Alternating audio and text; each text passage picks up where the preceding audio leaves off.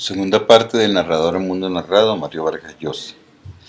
De más está decirle algo que usted debe haber reconocido hace rato, que estas mudanzas del narrador no son infrecuentes en las novelas, todo lo contrario, es normal que las novelas sean contadas, aunque no siempre lo advirtamos a primera vista, no por uno sino por dos y a veces varios narradores que se van revelando unos se van relevando unos a otros como en una carrera de postas para contar la historia.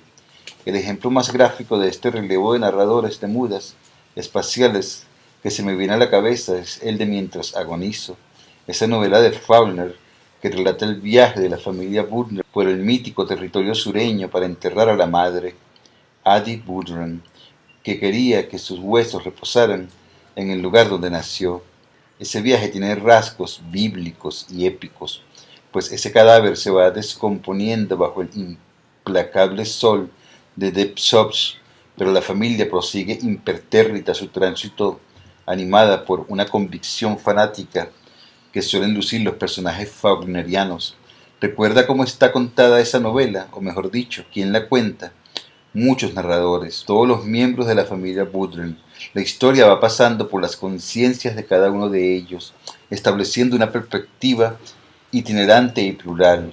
El narrador es, en todos los casos, un narrador personaje, implicado en la acción, instalado en el espacio narrado, pero aunque en este sentido el punto de vista espacial se mantiene incambiado, la identidad de ese narrador cambia de un personaje a otro, de tal modo que en este caso las mudas tienen lugar, no como en Moby Dick o en el Quijote, de un punto de vista espacial a otro, sin salir del espacio narrado, de un personaje a otro personaje.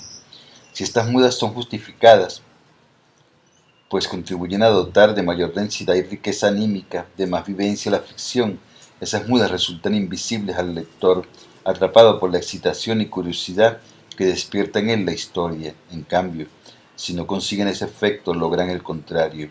Esos recursos técnicos se hacen visibles y por ello nos parecen forzados y arbitrarios.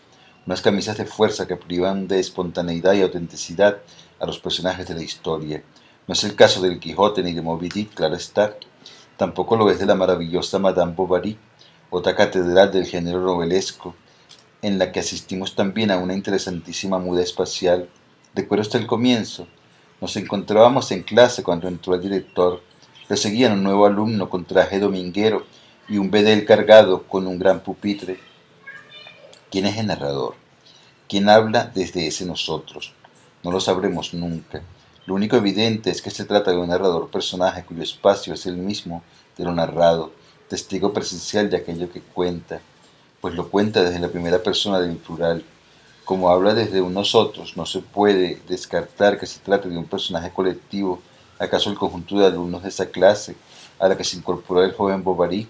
Yo, si usted me permite citar un pigmeo junto a ese gigante que es Flower, conté un relato, Los Cachorros, desde el punto de vista espacial de un narrador personaje colectivo, el grupo de amigos del barrio del protagonista, Pichulita Cuellar, pero podría tratarse también de un alumno singular que hable desde un nosotros por discreción, modestia o timidez.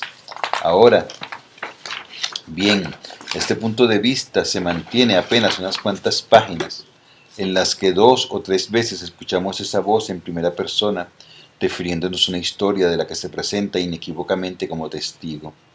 Pero, en un momento difícil de precisar, en esa astucia hay otra proeza técnica.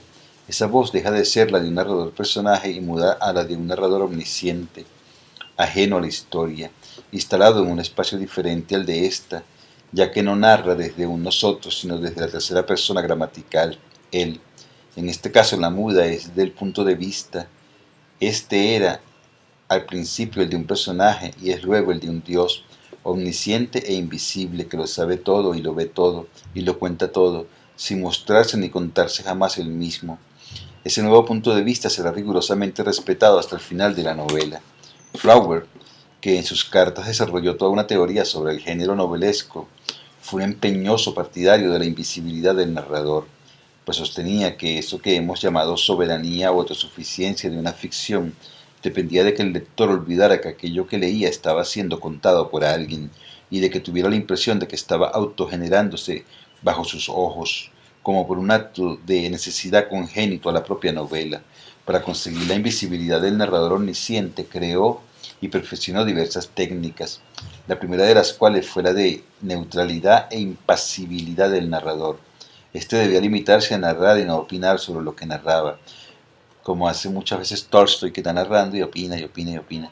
Comentar, interpretar, juzgar son instrucciones del narrador en la historia, manifestaciones de una presencia, de un espacio y realidad distinta de aquellas que conforman la realidad novelesca.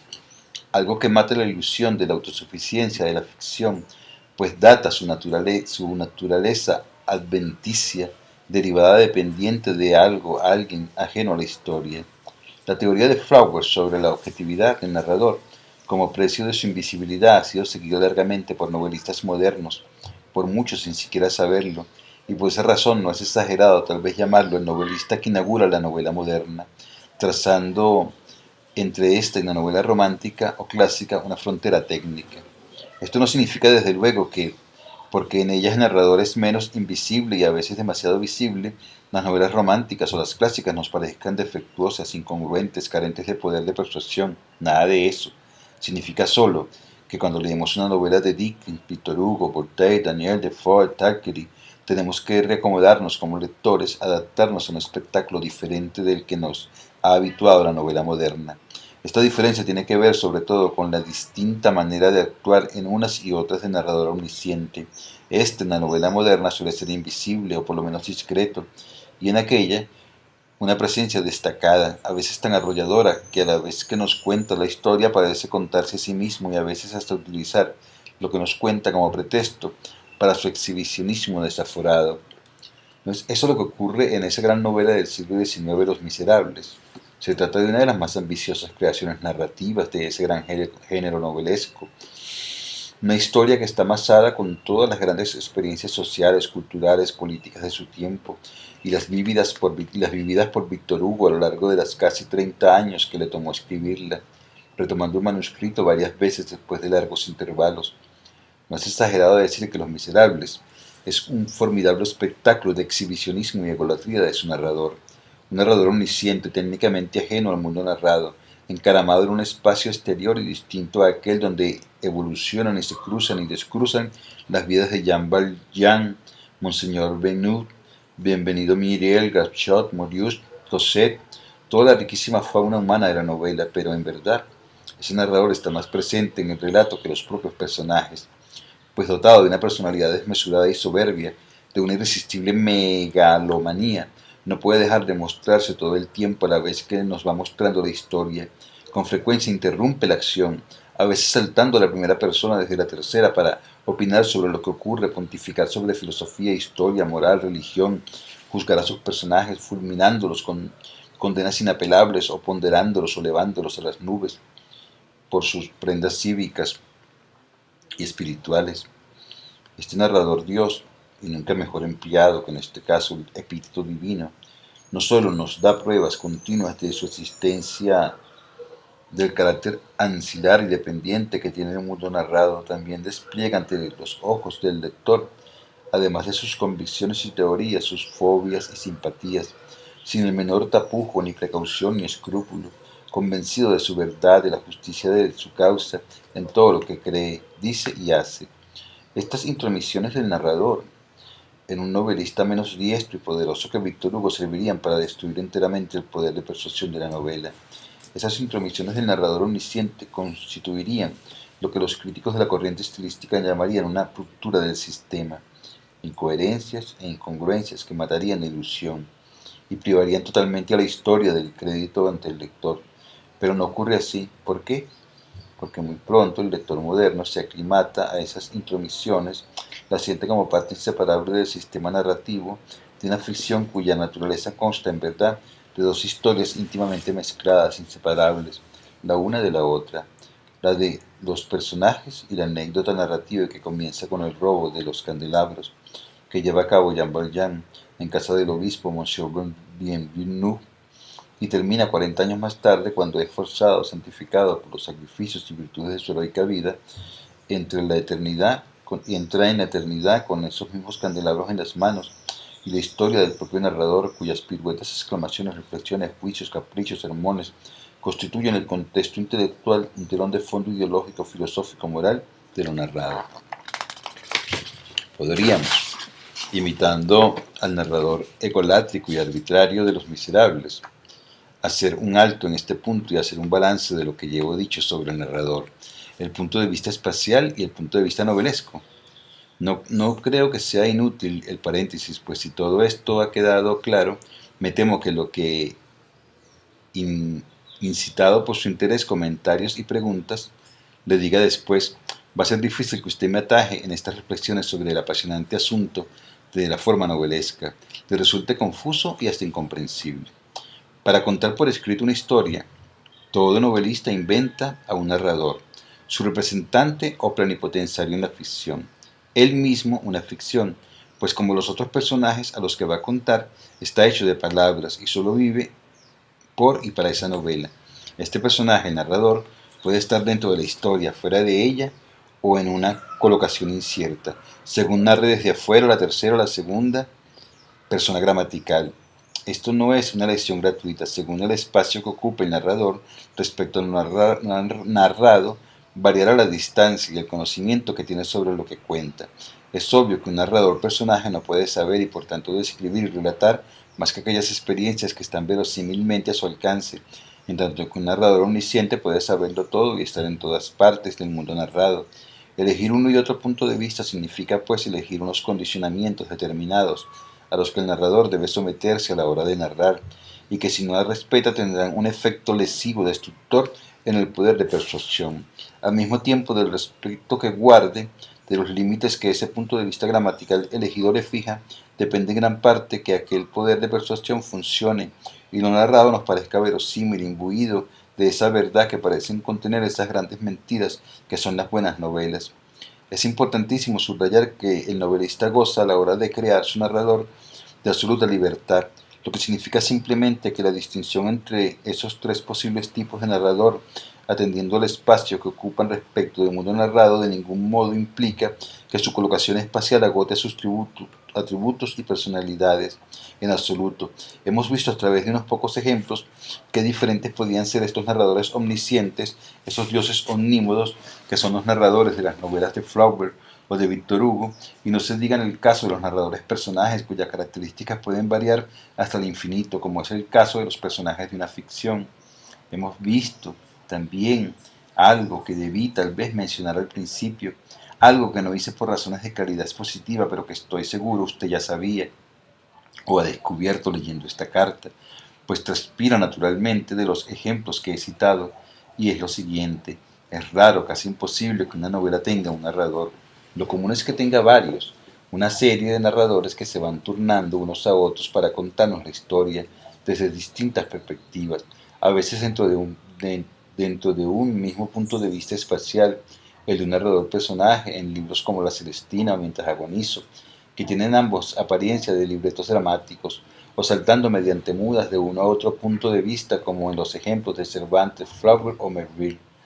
Podemos ir un poquito más lejos todavía en torno al punto de vista espacial y las mudas espaciales de los narradores de las novelas. Si nos acercamos a echar una ojeada minuciosa, congeladora, armados de una lupa, una manera atroz e inaceptable de leer novelas, por supuesto, descubriremos que, en realidad, esas mudas espaciales de narrador no solo ocurren, como en los casos de los que me he valido, para ilustrar este tema de una manera general y por los periodos narrativos.